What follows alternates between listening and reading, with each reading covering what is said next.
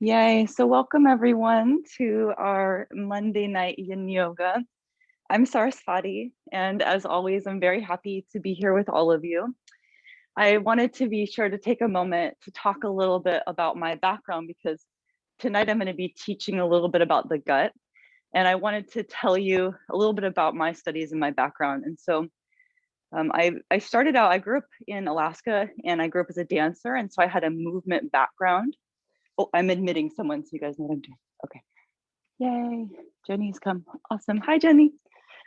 So yeah, I have a background in movement and I started studying college level anatomy around like age 16 because my high school had a really awesome program where we could learn about college level anatomy, prepping us for med school, dentistry school, stuff like that. And we could begin and get a kind of head start when we were in high school. So I started learning Latin and the kind of background in that med world. And then this is also very interesting. So I ended up in my sort of younger days. Oh, I'm going to admit someone else. Yay, awesome. So yeah, in my younger days, I worked in health food stores, and in my early 20s, I was like a hardcore vegan, and I worked in one of the first like gluten-free vegan bakeries in America. And this all matters because all this time I was always learning, kind of piecing stuff together.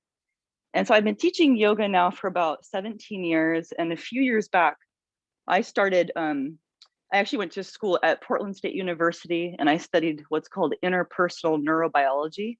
But before I did that, uh, I couldn't sleep for years. That's part of why I love to talk about sleep because I had such bad insomnia that for years I couldn't sleep. So I would stay up at night and I would memorize lectures on neuroendocrinology from Stanford because the wonderful kids at Stanford set their phones up and they record their classes. So I was just watching all this stuff about neuroendocrinology. So piece at a time, piecing things together. Now, a couple years ago, when we started bringing in yin, this would be about like 5-6 years ago, I started teaching all this style of yin yoga. And really quickly, people started coming to us saying things like, this is helping my IBS. This is helping my anxiety. This is helping me sleep. This is changing everything. How does it work? And we were like, I don't know. See you Thursday. Like we didn't know, but we knew that it worked. Now I can break down and explain to you with all of our modern neurobiology exactly how it works. And this triangle connection between sleep, mental health, and gut digestive. Gut is so important because as we're going to learn, everything works together. And if we don't sleep well, this will destabilize the gut. So I'm going to tell you right now, as we practice, I'll be adding all these pieces in. But the first thing that you have to know is that each of us are an entire universe. And that can sound super woo-woo, but it's very, very real. I'm going to admit someone else. Yeah. Awesome.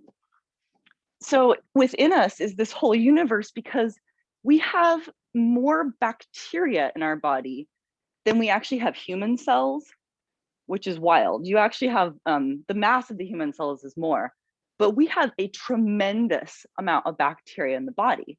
We have to think of ourselves like a donut. So we have bacteria on us and the inside as well. Yay. Sorry, I just keep admitting all our friends. Awesome. Welcome. I used the old link by mistake. Oh, it's fine, love. Yay, welcome. So yeah, talking about the gut. The bacteria in our gut have developed this incredible relationship with us. And the work I'm going to talk about tonight comes from Dr. Lisa Sardinia. And this is all really current stuff. So I love it because she starts out the whole thing talking about chocolate. You're all like, yes, right. I love that. She starts out by saying, we think we like dark chocolate, but actually who likes dark chocolate are the bacteria in your gut. Because the bacteria in my gut go, Saraswati, if you go get us dark chocolate, we want those nutrients. And if you go get that for us, then we're going to give you tyrosine and tryptophan, and you can go make dopamine and serotonin. So I hustle down and I go get that chocolate because it's delicious. And part of what makes it delicious is that the body actually wants it. So part of what we first have to understand is that we are in a relationship with the bacteria. And the most important thing I can teach you, actually, there's two really important things. One is about what the bacteria eat, and the other is about how they will easily die. So the first thing you have to understand, when I was learning about sleep, I remember reading this thing that said, if we don't sleep for even one night, meaning that if tonight we just didn't sleep and we stayed up, that could kill off up to 50% of the bacteria. And I remember reading that and thinking, well, that just seems impossible because I know people definitely don't sleep for a couple nights in a row. And then wouldn't that destroy everything? Well, what happens is, yeah, that one night can not only wipe out the 50%, but your body is constantly working to stabilize that forest of flora in the body. So, really, what it does is it just makes it work harder. Every time we go poop, it's about 30% bacteria. But imagine that if you're not sleeping and if the system overworks, you're basically killing off too much, and the system is constantly having to produce more. So, the other thing we have to know, and then we're going to practice yin, and I tell you this also because as you'll learn about me, I never tell anyone what to eat. In fact, one thing I will tell you right now is that I believe that it is a great honor and privilege to decide what we eat. I'll just say that. But what we're learning is that our bacteria, they only eat three things: vegetables, fruit, and legumes. And legumes has this whole world inside of it, things like soybeans and lentils and beans, right? Lots of different things. But when we know that, right, when we know these simple things about how to practice, right, how to sleep, how to care for the gut, what we're doing is we're setting off that domino effect of health, and then we just watch the body heal. So now we're going to practice yin yoga. And a lot of what we're going to do here is create a physical compression in the gut, which will stimulate the body. But even more so, we're going to create space. It's going to be a little boring. We're going to process, and that's going to give us a really good night of sleep. And that's the real gold for repairing the gut. Let's do this. Let's come to seated. And I'm so happy to see all of you. So many of you I've been practicing with for so many years, and I'm just so happy to see everyone. And to everyone that is watching our recorded version and watching this later, I'm just really excited about this because this is a section that I know we've been kind of building for these past couple of years. And many of us, we've known it worked, but now we can understand more about how. Okay, let's come to seated. Let's lengthen the spine and we lift up out the crown of the head. As always, when we start, we're checking in. So we always note, how is that digestive realm? How are things like the joints feeling? And of course, how have we been sleeping? We can close the eyes, but we don't have to. And bringing the hands gently to the heart. We set our intention. We dedicate our practice.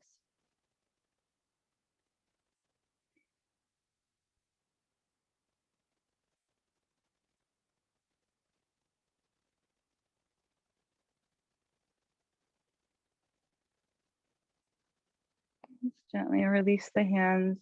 We can open the eyes very, very slowly.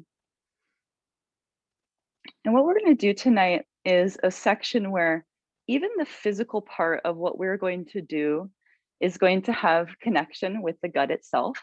So I'm going to have you start in child's pose. We can move our props away. We might want to do the one where the knees are together. You might be doing that piece where the knees are apart.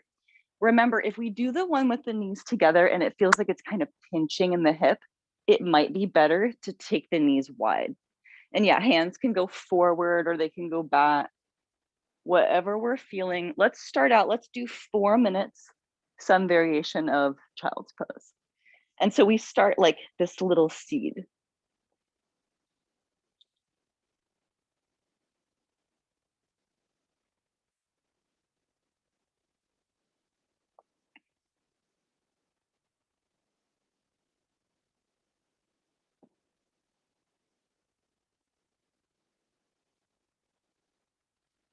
And it's finding that first stretch, we begin to go yin side.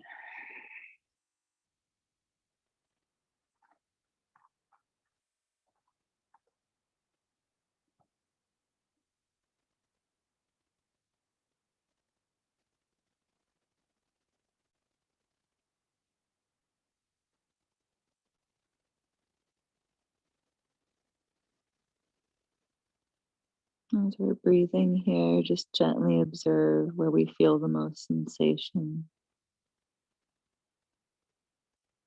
You might get lots of stretch in the back or the top of the feet, but we're also creating compression in the belly, massaging things like the intestines, the liver, the gallbladder.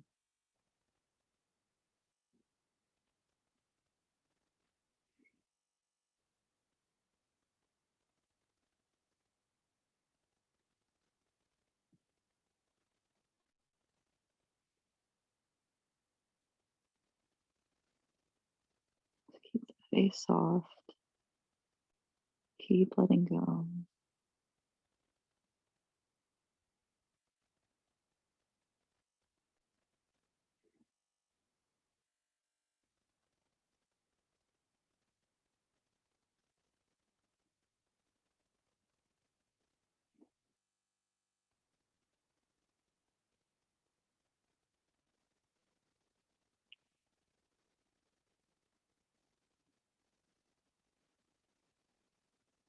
Just keep breathing.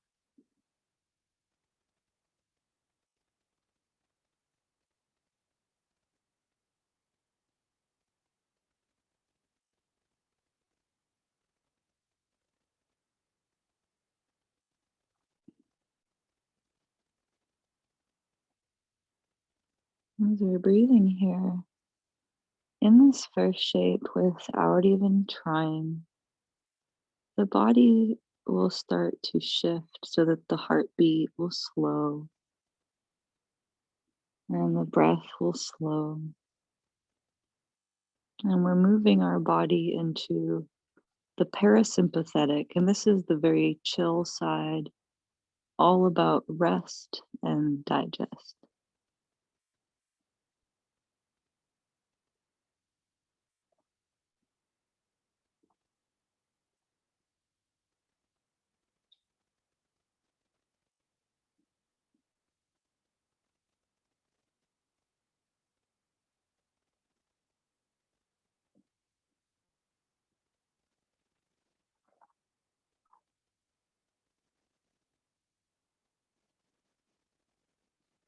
Keep breathing.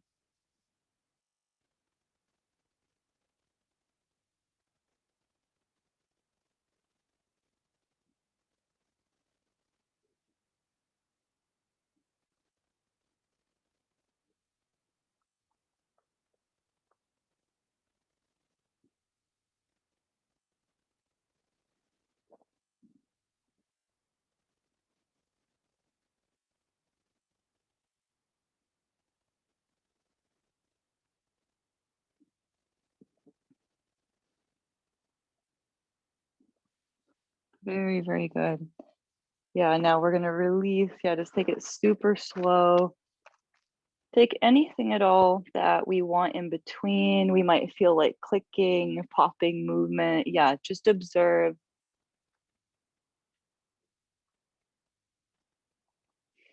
I've mentioned before how, our ancient practices, they often have great wisdom and they'll see things that only now modern neurobiology is sort of discovering.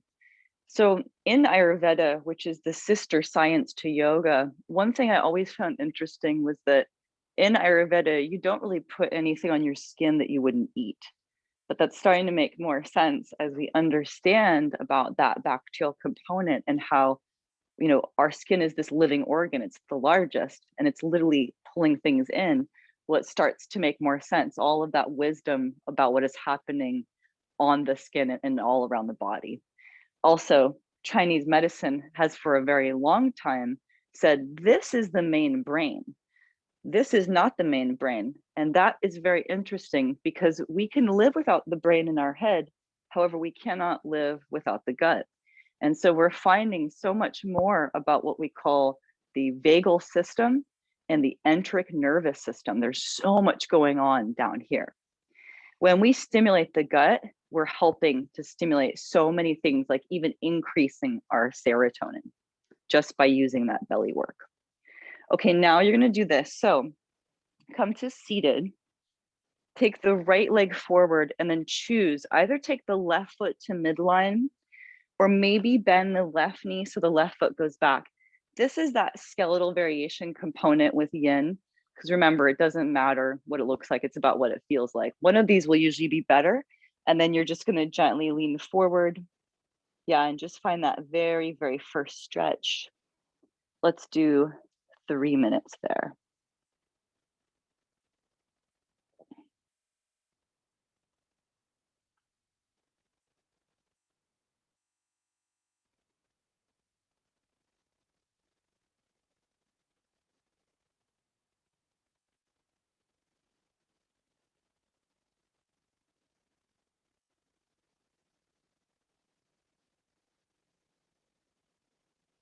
As we're breathing here, I want us to know a couple things.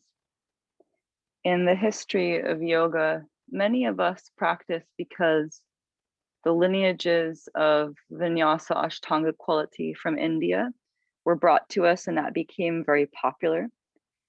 The great teacher Krishnamacharya was also the physician for the king of India. And so even the way that he designed and the way like Ashtanga and the practices were designed, you would do the right side and then the left. And that was because when you would do your right lunge, first you pressed into your ascending colon. And then when you moved to the left, you did the descending. There was always thought for even the flow within the large intestines, specifically, colon. So this is very interesting because we're using our own body to heal the body with our breath practices, with simple stretching. We can actually do a lot, but I always teach you what the data shows. And what we're finding is that a lot of it is what you do here, it creates better sleep. And a lot of the healing, it goes on when we sleep. So just keep breathing here, gentle stretching.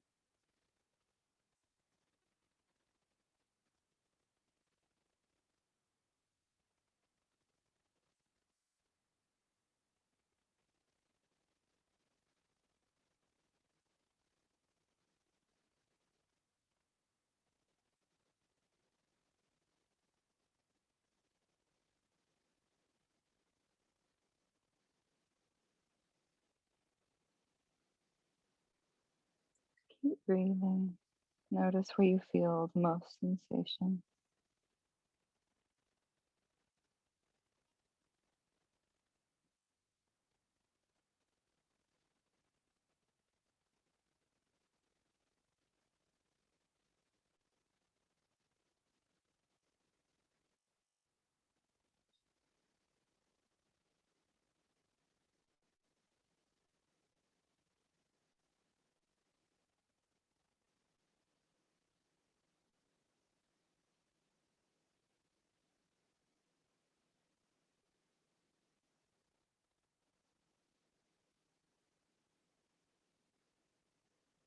Excellent. And now we release very, very slow and feel.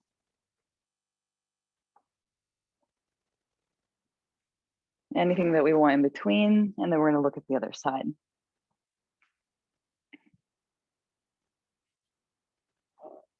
When we're right-handed, it's pretty common that the left hamstrings, those large muscles in the back leg, they tend to be tighter. So let's note that. Let's see if the sides are different.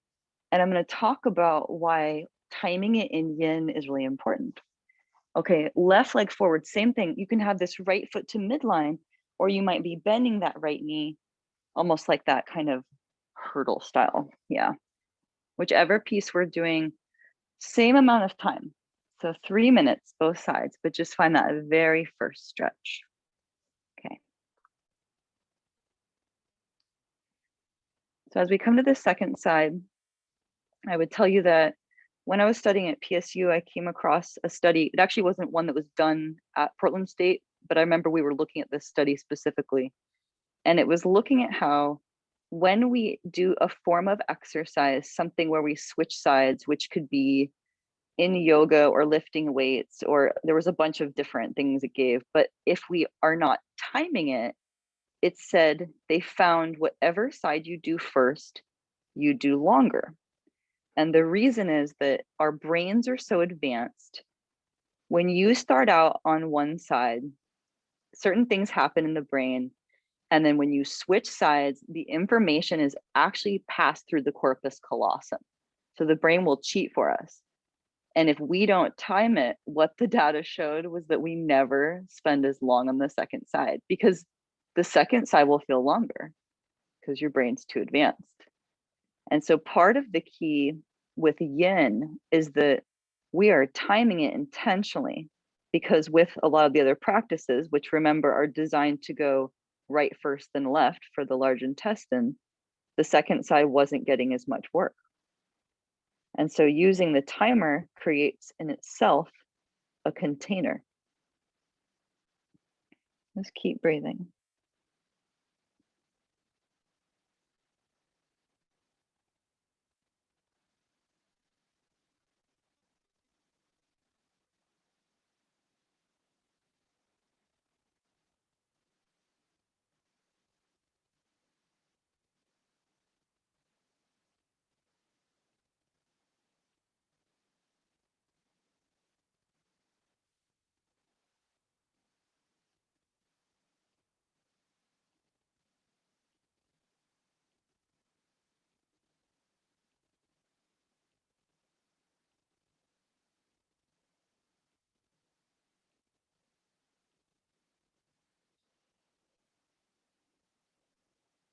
Just keep breathing.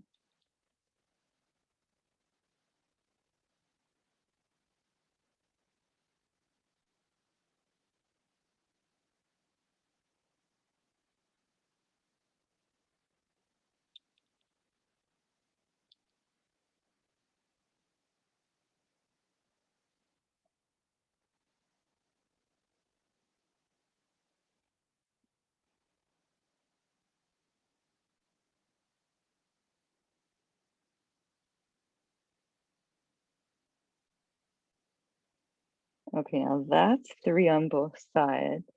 Very good. Now we release and feel. Now noting, because remember, if we're right-handed, it's common that the left side is going to be tighter, and we're just noticing all those details. Good. Even deep breathing creates compression and stimulation, which can do things like increase our serotonin and calm the system. One of the things that I remember learning about was how stresses externally can disrupt digestion. So the example given is, if we were eating a delicious meal and then digesting that delicious meal, if we were to hear loud thunder, that could scare the system enough, it would actually possibly stop digestion. And what we have to understand is that our system, every system is different, but can respond in ways that directly affect the gut. So there are reasons that we see these connections between anxiety and the gut. The work of Dr. Lisa Sardinia, and at the end I'll mention where you can learn more about her and her work, really looks at how actually, guess what? People with anxiety have a very specific and different kind of flora environment than those who don't. And when people, like for example, who have IBS or anxiety, although they're always together, do yin, both of those things disappear. And a lot of it has to do with sleep and caring for that system when we're awake and when we're asleep. So we create that whole domino realm of health. Okay, let's do this. Now we're seated, and I want you to take the legs a little bit wider for dragonfly. And we're just gonna lean it forward. Remember, the legs might not go that wide. This one's so different for all of our bodies. And it doesn't matter what it looks like. We might get the inner leg stretch, like the groin, adductor. Sometimes we feel it more in the back. I've noticed if I just even tuck my chin, I'll feel it more in the upper body. So I want you to do something in this sort of region. We're gonna do 5 minutes in dragonfly. Excellent.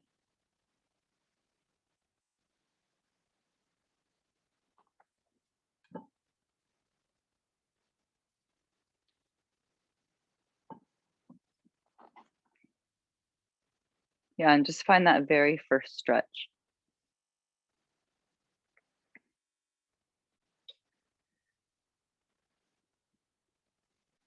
I always teach you what I think is the most important stuff to know, especially because I think a lot of times it's quite simple. I mean, yin is so basic, but it really works. It fascinated me to learn that the only thing the bacteria eat are fruit, vegetable, and legumes.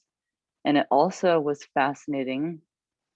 I'm like, drum roll, but the data shows that probiotics don't really work, which sucks because I love kombucha and I'm not going to stop drinking it. But really, what we're finding is a lot of what we have to do is feed the bacteria properly. I always feel the need to, bring the data and our awareness, and seeing that when we have that awareness of sleep and the gut, we can transform our lives. But if we don't know these things, it's like we can't create change. And so I believe that it really is everyone's, right to know these things, that we all have to learn together so that we can care better for ourselves and for those around us. Just keep breathing, keep observing.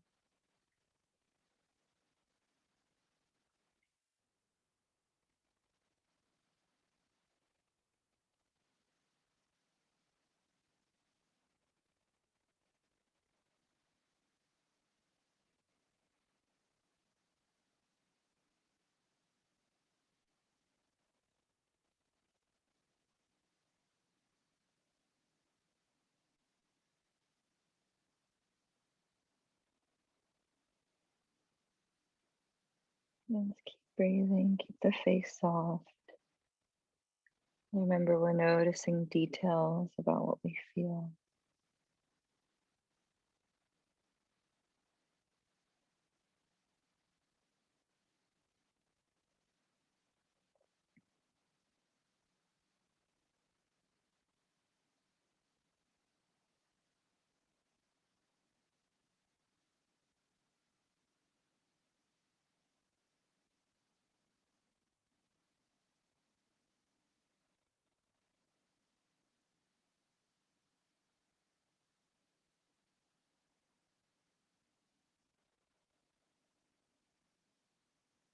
Keep breathing.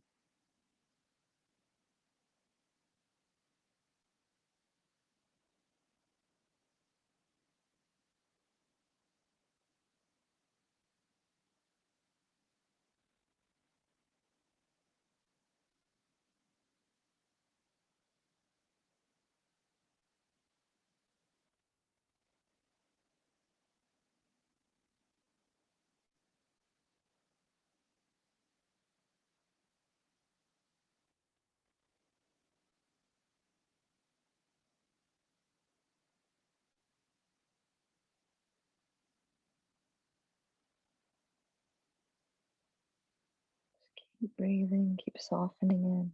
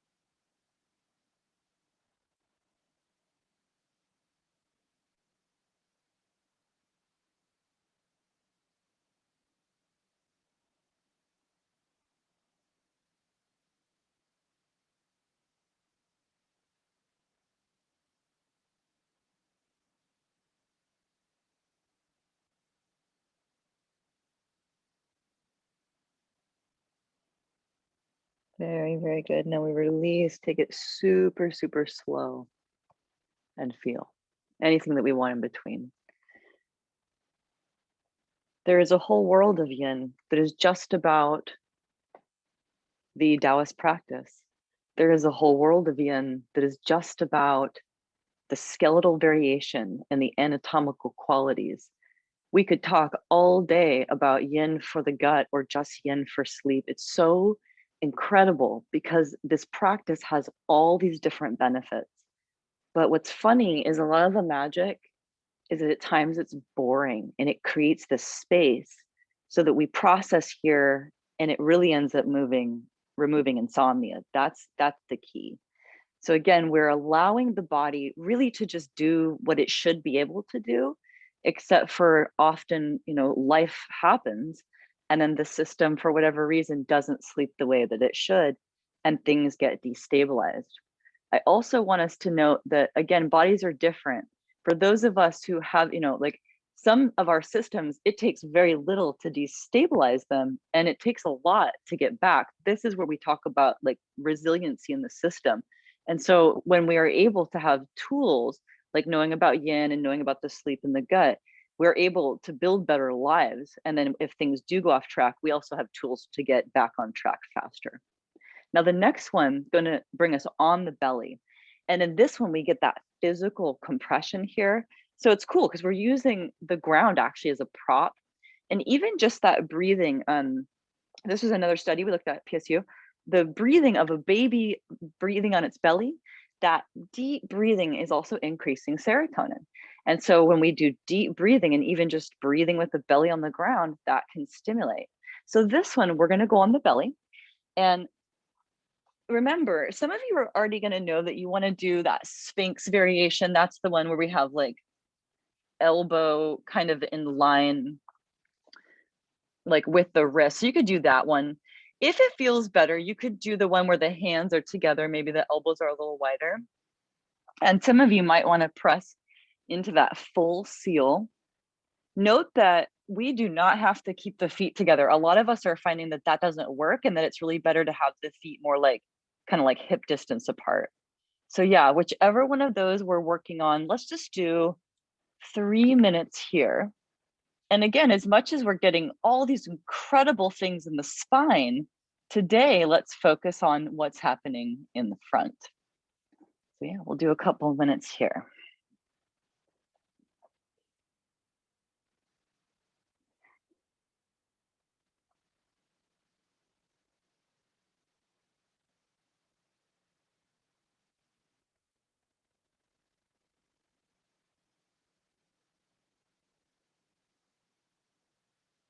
Keep the face soft.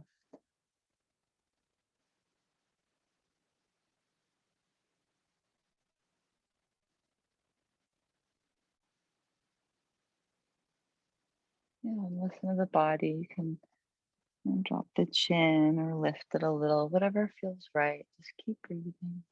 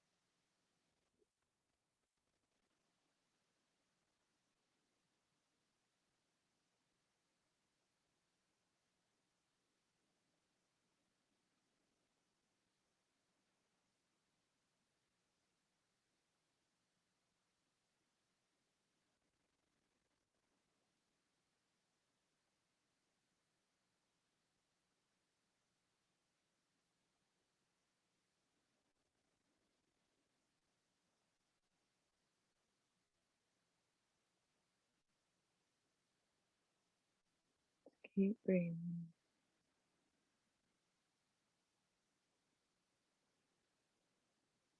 As you're breathing here, know that in these moments, this is where we are making great change.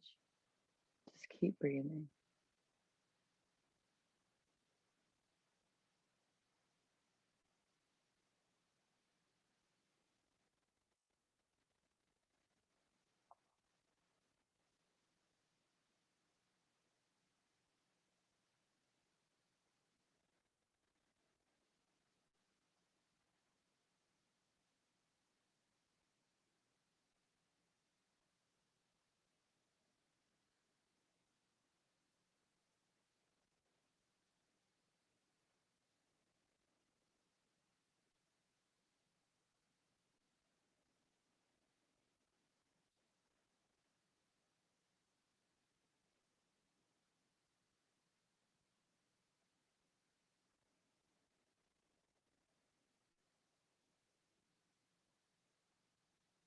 Excellent. Now, remember the rebound in this pose is really intense sometimes, so take it gentle.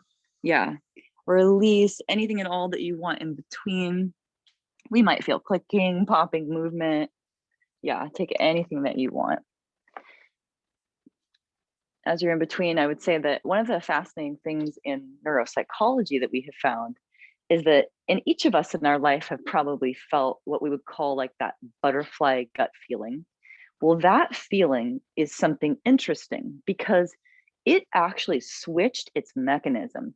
The butterfly feeling that we get, it used to tell us don't eat poisonous things in the forest or the jungle, but it has switched and now it actually alerts us of psychological danger and it can communicate a lot. There is a reason that we talk about gut feelings and we really focus on that language of the gut communication because, of course, the bacteria are actually very aware, and whether or not we know it, our bacteria can smell things going on around us.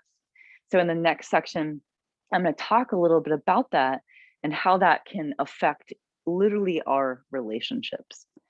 What I'm going to have you do next is coming to seated. Now you're going to take both the legs forward in this caterpillar variation. If we want, we could grab that strap, especially if the hammies are real tight. We might want to grab strap or something and give a little bit of pull here.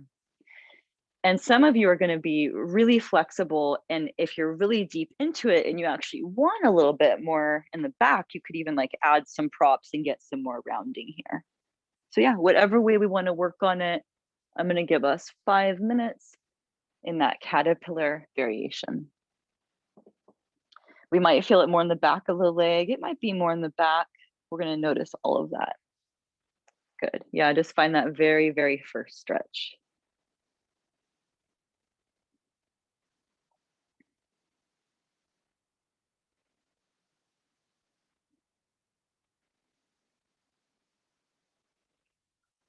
So as you're breathing here, I'm going to tell you about a very famous study in the neurobiology, neuropsych world. And it has to do with finding mates and the bacteria in the gut and what they smell. So there was an experiment done, and I believe this was like 15 to 20 years ago. And in this experiment, there were men who were asked to sweat, not wearing deodorant, intentionally no deodorant, sweating in these white t-shirts. And then women would go and they would smell the shirts and they would basically decide if they liked or disliked the smell. And what they found is that based entirely on the smell, not knowing anything about what the person looks like, what they found was that women were drawn to smells that when they looked at the bacteria of these two people's guts, when the woman liked the smell, the guts matched for making a good, healthy baby. We can smell things. And sometimes we don't know why we like the way something smells. And in the same way, sometimes we might not realize why we don't like the way something smells, but we have to trust our body. And yoga, is all about revealing truth. And as we understand more about our system, it helps us to realize that, nothing happens in a vacuum. Our body has very good reasons for the things that it does. So become aware of how the gut communicates to us. Also, one interesting thing to note on that, again, because I bring you the science, they also found that women who were taking birth control, that actually affected their ability to properly read a good mate. And then in the studies, they would find that these people would get together with someone, have a kid, and then once the birth control was removed, they would realize that the two people didn't really get along. And so then they would separate and they would see these interesting things in the studies. So again, listening to what our body can smell and knowing that our system is pretty brilliant. It's designed to do a lot for us, even though we might not know it. So listen to your gut.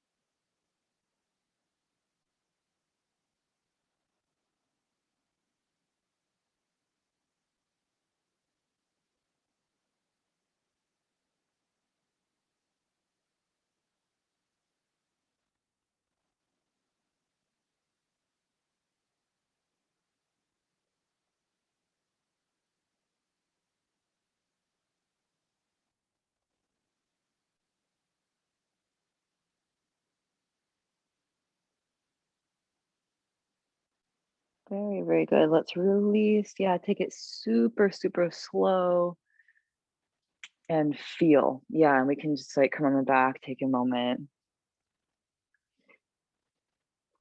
I'm gonna take a moment to tell you something that's sort of like funny, but this is just like a yoga truth, okay? Like yoga helps you fart and go to the bathroom. And we joke a lot in yoga because this pose is apanasana and that translates to wind relieving posture. It's like, yeah, yes, it is. This is compression for the belly. So remember that part of what we're doing is we are just using our own body to create that healthy compression. It used to be easier, but what's happened, like even our, chairs and the ways that we sit and stuff, it's not great for the body. And in this next piece, we see an example of that because we're going to look at the squat. And the squat is a way that many of us used to hang out. I mean, this is a lot of places, this is still how you hang out if you don't have a chair.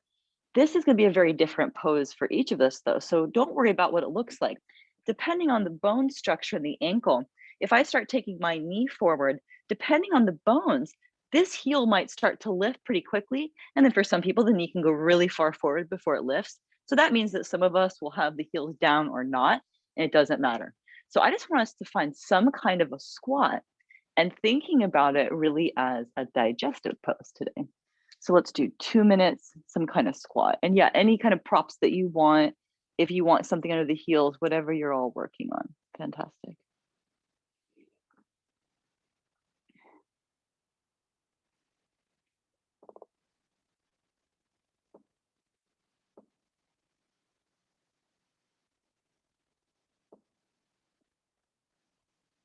I'm gonna actually tell you something really funny about my personal life here in this pose, because literally just today, my 13-year-old son is eating, his little burrito.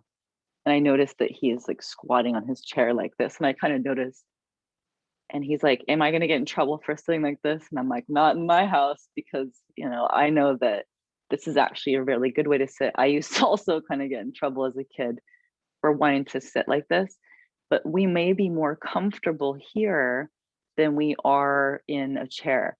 We have to get to know what works for the body. Also know that for some bodies, the squat could almost be impossible.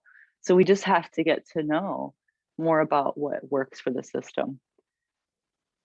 But yeah, if you come to my house for dinner, you can sit like a vulture. It's cool. It's good for your digestion. Keep breathing.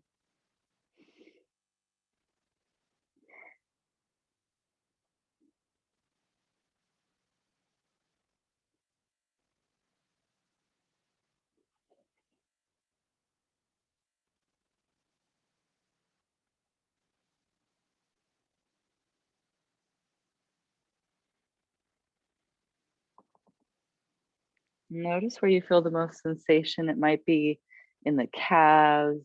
Maybe we feel it throughout the back.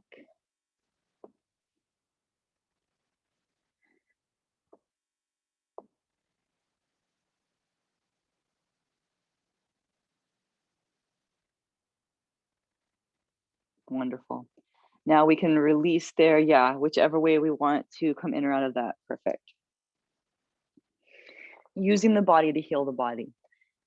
When we have an idea of what we're looking for as well, with the more tools, right, the more tools we gather, we can build a better practice. And so if we ever feel like we have a, stomach ache or there's something going on, just because all of you practice yin and, you have all this awareness, you'll have so many more tools to sort of navigate and figure out what will work.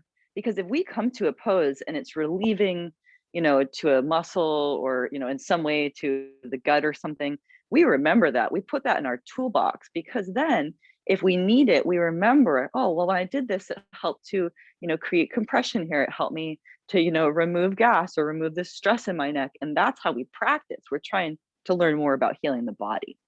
Okay, next, what we're going to do is the lunge. And we're going to also note that we're going to do right leg first. And we're thinking about this. I'm going to show you this way. If you are to touch your right hip bone and walk up, this is the ascending colon. Going across right under that rib cage, that's that transverse colon. And we're going down, that's the descending colon. So again, it helps us to see why there would be that design of right and left for compression. So let's start with the right leg forward. I've got my left knee supported This one is all about do what works for the body. So some of you are going to lift out of it. Some of you will take the hands down. Some of you already know that it's going to be better to maybe walk that foot out and bring both the arms on the inside. So yeah, whatever you're working on, I'm going to give you a couple minutes on each side in your lunge. Let's do 3.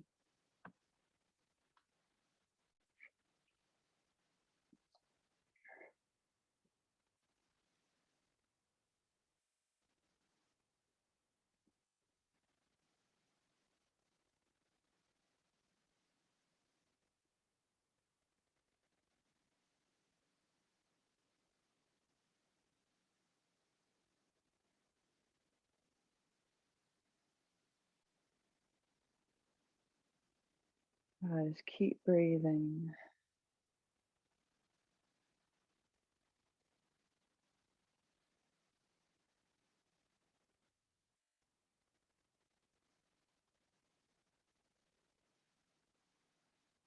This intricate system that is our body, it works really together and in this way where we have to be able to communicate with ourselves because we are communicating internally with so many bacteria. In your stomach, there are less, and as you go into the small intestine, the number increases, but the largest numbers we see are in that large intestine in the colon.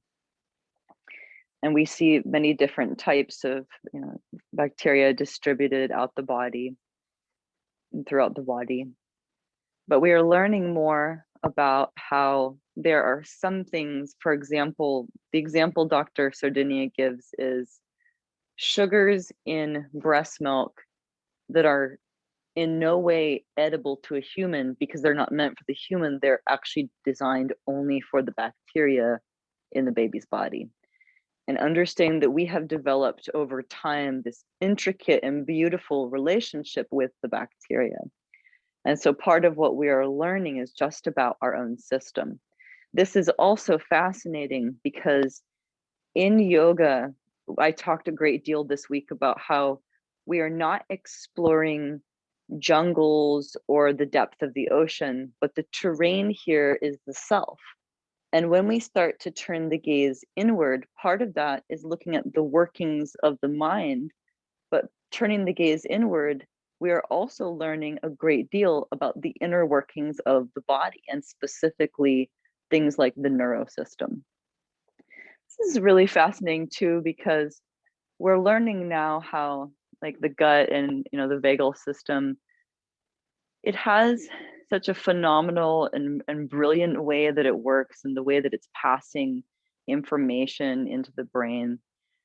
It really is, it's here to help us to live better lives. And so once we become aware of the system, we are actually just listening to our own body. And again, that's the yoga, right? We're putting reins upon the mind. We are actually becoming deeply aware of the self and even those bacteria that live within the self. Exhale and release it here. Yeah, take it super, super slow and feel.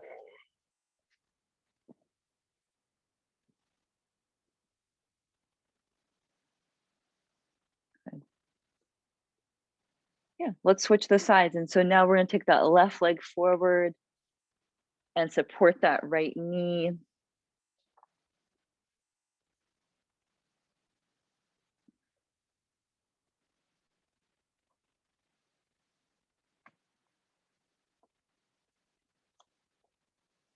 Yeah, see if this side's different. Just take it very, very gentle.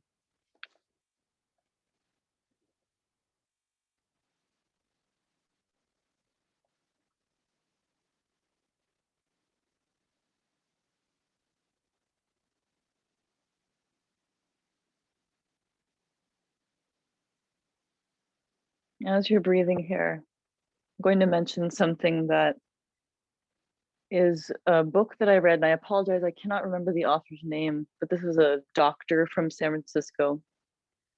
A book I read probably 10 or 15 years ago called The Jungle Effect. And what I remember was this doctor was trying to figure out why her patients from all around the world were dealing with these health problems that she wasn't seeing their first or like, second generation connections in other countries dealing with. And one thing that she was looking at was how even she was looking, for example, people who had come from Osaka or different parts of Mexico or Ukraine, but that when the traditional foods from those traditional countries were brought here, when they were cooked here, they tended to be more processed. And that in general, what can happen is it's not just about even it's about the more processed and maybe having less of our fruit, vegetable, legume, but also in this culture, people sleep less. There is in general this sort of rushed sort of energy. And what we were finding is that like the place that they found people live the longest, I believe, was Osaka. And that they were talking about really beautiful, rare root vegetables that they ate and lots of bike riding and lots of joy. And so I believe that there are multiple pieces to health. I believe sleep is an enormous piece to that. I believe the awareness of the gut is big, but I also believe, like I mentioned in the beginning, that it is a great honor and privilege to choose what we eat and to just be grateful. And that experience of joy we are finding actually is a huge part of health. That sounds woo-woo, but it's true, right? Even having a gratitude practice, right? Chopra did a study and found you have a gratitude practice that, boom, decreases your inflammation. So we know that it's real. And that's what I recommend the most. And this is part of why practicing yin and having this community, this is lifelong health. We are forming a community in a way to live so that we are aware of our sleep, we are aware of the things that we say and do. It also makes us better because not only is our gut health better and we sleep better, but we know that by sleeping better, we dream. And that's emotional processing and that's creativity. So for us to be better in every way, we have to have a practice that roots us. And so often this is the beginning. And then it just starts that domino effect of health. You're going to exhale now. Yeah, take it slow. Notice clicking, popping, movement of any kind. Excellent. Okay, now we're going to mix in an arm piece because sometimes the shoulders can get really tight. Also, if we ever get a chance, I usually have my little book here, but I don't have that book. If we ever get a chance, check out a picture, Google vagal system, which is VAGAL, because it might be fascinating to see that sort of structural network here. I always note too that something I find very interesting when we are looking at the chakra system, we don't see something outside of this area. So that's also fascinating, is that it looks less like that nervous system and more like specifically in looking at vagal and things in that central area. So if we ever can, Google that and note that run and looking at how that runs, it's interesting. And what it shows us is that we could be finding compression from deep breathing or twisting. Even in this piece, we might be feeling movement. Okay, you can be seated on the shin. You could be coming to half lotus. You could even do this one standing. I'm going to take that strap into my right arm and I'm going to bend my right elbow and I'm going to reach this left arm back. I'm going to show you from the back. It's really different for everyone. Sometimes, yeah, and it could be like here. So sometimes we find that the hands are pretty far apart. This could be intense. Take it slow. Maybe you inch the hands a little closer. For some of you, you might connect the hands, but just take it very gentle. I'm going to give us 1 minute on each side. And of course, come out sooner if we need to. Yeah, listen to the body.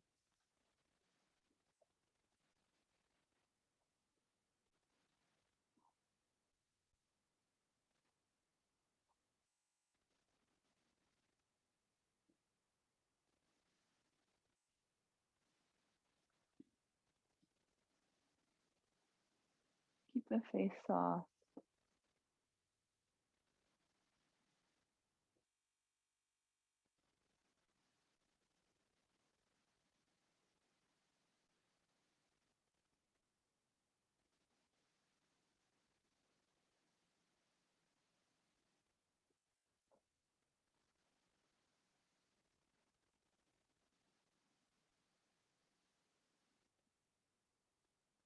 Very good. We release.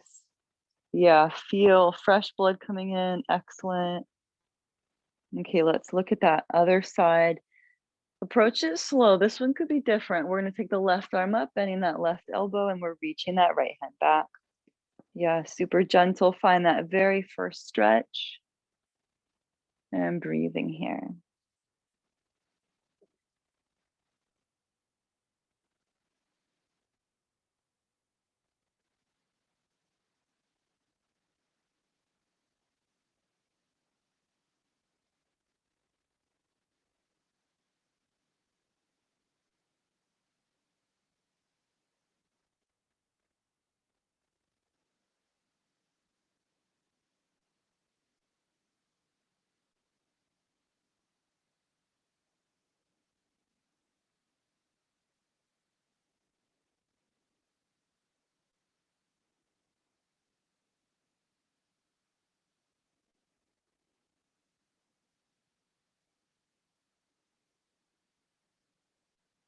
Very, very good. We release.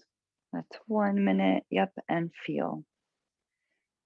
I know the second side always feels longer. And again, that's part of why we time it. Now what we're going to do, wrist above the elbow. This one will generally stretch like bicep. Maybe we'll get some pec stretch. I'm going to give us 1 minute here. Just go really, really gentle. Yeah, we might even lift the chin. Just take it slow.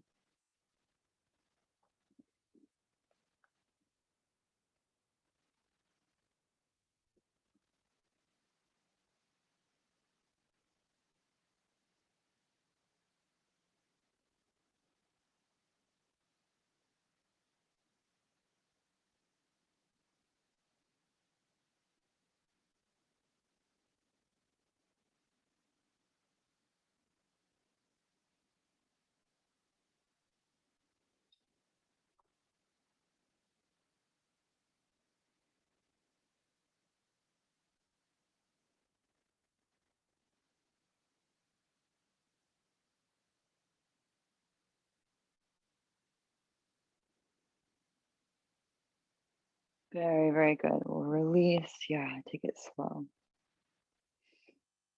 We're going to close with the twist.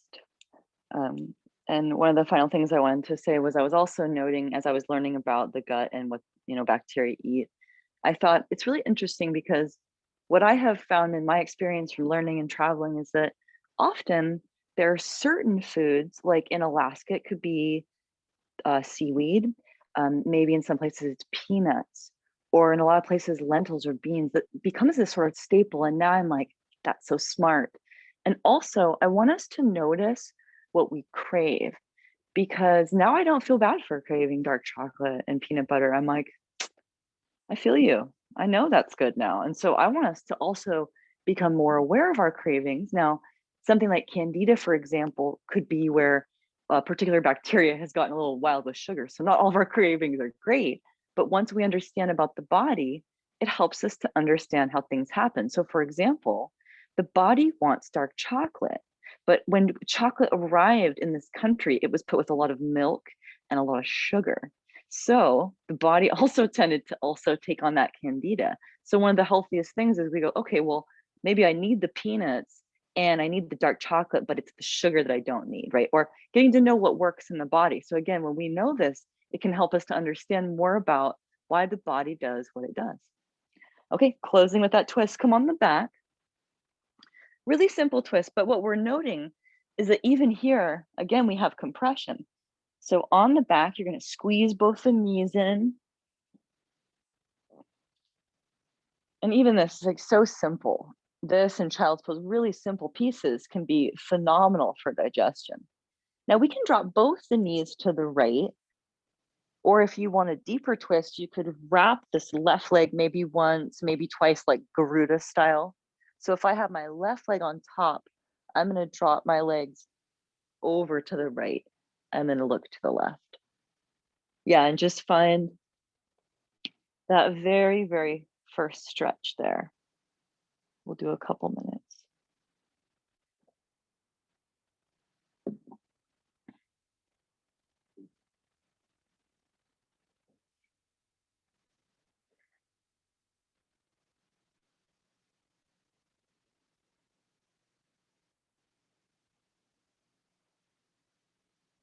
Just breathing and scanning the body. So notice, what do you feel in the low back? Notice what we feel in the shoulder. We could look up, or we can look like toward that left hand, whatever feels right.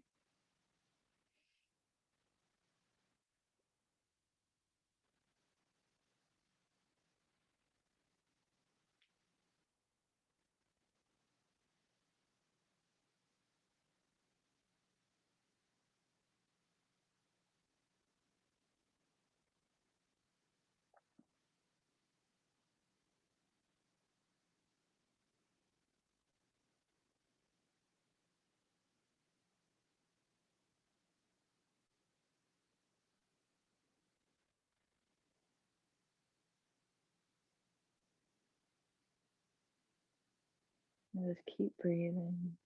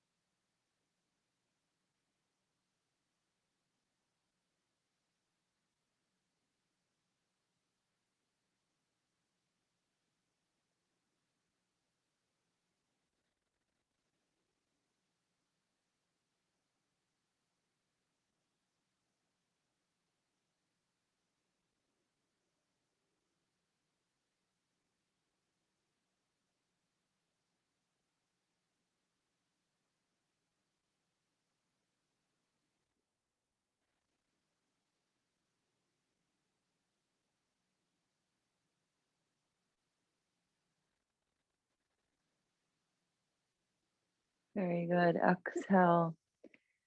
And we release, unwind slowly. Yeah, and feel. There's this talk about detox all the time, but I'll tell you this, really, when I think detox, I think sleep, because that's where we actually rinse not the lymphatic fluid in the low body, but the glymphatic in the brain. And so when we think detox, we might even have a different concept when we're thinking about what does that mean? It could be more about health in the sleep realm and creating detox from not sleeping enough. Okay, now on your second twist, either drop both the knees to the left, or you can maybe wrap that right leg once or twice. Yeah, find that second side. And as we come to this final shape, I'll tell you that I'm so excited for the next year or two, because I've got some really fun stuff planned, and one of which is that I'm developing with some really wonderful people a new kind of retreat, which will be very specifically wrapped around sleep and looking at the gut health and mental health realms. Because what we're finding is that our amazing technology can affect our sleep in drastic ways. And so even though technology was something that became a little bit of an issue, we're going to also end up using technology to help better things. And so one of the things that we're going to be learning is just, how can we sleep better and be more connected with the sun, because even that connection in sleep really ripples into gut health. So in this next week, I want us to be thinking a lot about that triangle connection between sleep and the gut and mental health, and not just being aware of what we eat, but really noticing, how does the gut communicate with us? Notice how the gut speaks to us. Just keep breathing.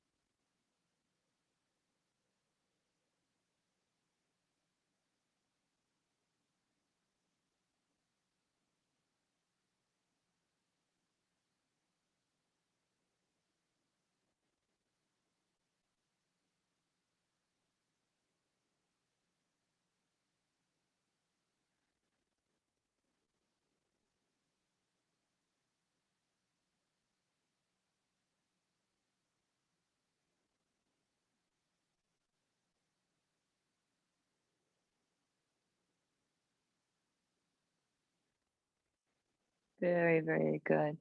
Now we release. Yeah, take it super, super slow. Unwind, feel. We might use like peace fingers to the big toe or maybe hands outside the feet and we can rock, massage. Yeah, take anything at all that feels right. When you're ready, come to Shavasana, get really, really comfortable, get really warm.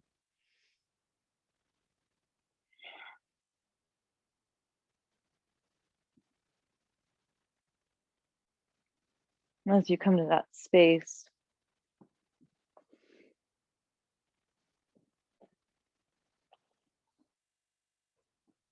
the tongue fall away from the teeth. Let the body become very heavy. Shavasana can be the most challenging pose, but it is the most important of all. Just get very comfortable. Make sure that you're warm enough.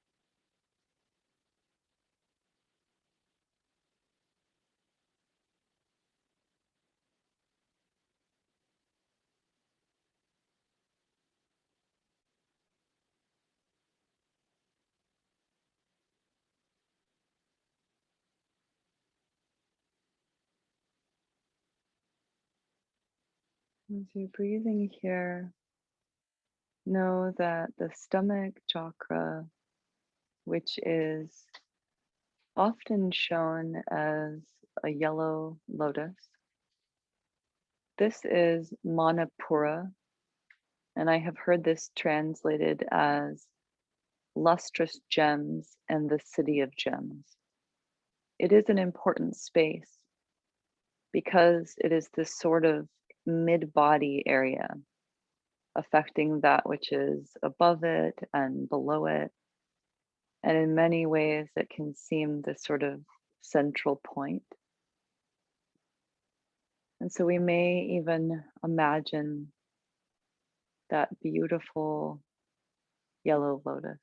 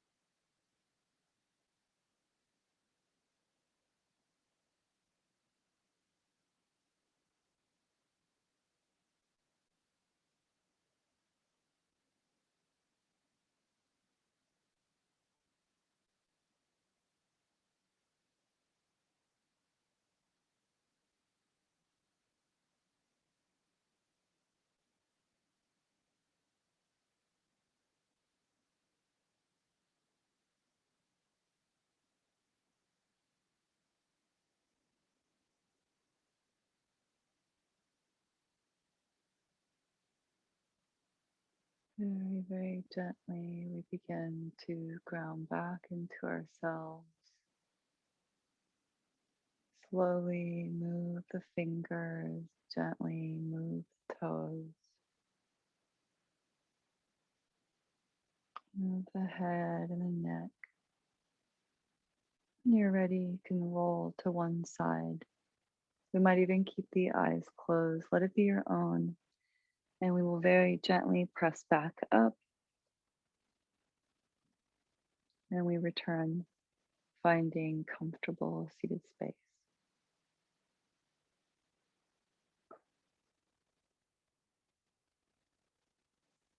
And we notice how we feel now.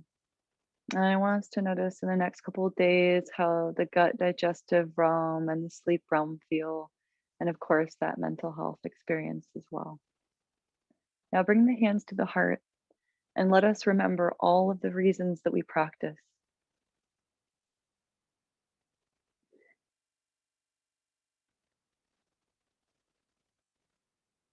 Let us remember that all of the things that we do, all of the things that we say, all of the energetic arrows that we shoot, they matter and they have tremendous impact. It is a great honor and a great privilege to teach and practice yoga and be together with our community. Thank you all so much for being here. Be sure to drink lots and lots of water. And for those of you that are here with me live, you can feel free to stay in a moment. You can ask questions. And those of you that are watching our recorded version, you can, of course, learn more about what we do. You can check out my website, saraswatihewitt.com, and you can look at the Instagram. There's different videos available, sections on sleep and neurobiology. And just let me know if you have any questions. Also, I highly recommend this section by Dr. Lisa Sardinia is available through Facebook, something that's called Oregon and Washington Science on Tap. I'll try to remember to post that too. It's really, really good stuff. Thank you all so much for being here. And I look forward to seeing everybody again soon. And yeah, this will be that regular Monday night link.